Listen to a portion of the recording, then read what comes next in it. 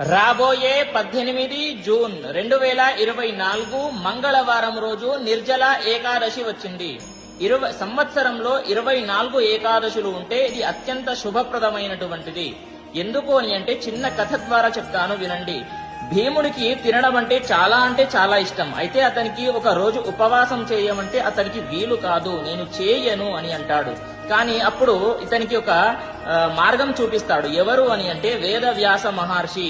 నువ్వు సంవత్సరంలో వచ్చేటటువంటి 24 ఏకాదశులు ఉండకు, ఒకటే ఏకాదశి చెయ్యి. అది ఏది అని అంటే జ్యేష్ఠమాస శుక్లపక్ష ఏకాదశి.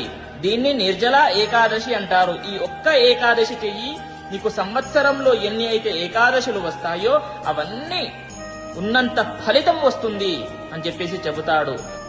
కాబట్టి ఆ రోజున మనము ఏం చేయాలి అని అంటే బ్రహ్మ ముహూర్తంలో స్నానము చేయండి. తల స్నానము చేసి ఆ రోజంతా ఉపవాసం ఉండి ఆ రోజున విష్ణు భగవంతుడి దేవాలయానికి వెళ్లి దర్శనము చేసుకుని 108 సార్లు ఓం నమో భగవతే వాసుదేవాయ అనేటటువంటి మంత్రాన్ని చదువుకోండి. మరియు ఏకాదశి వ్రతము ఎప్పుడు వదలాలి అని అంటే మర్నాడు 19వ తారీఖు నాడు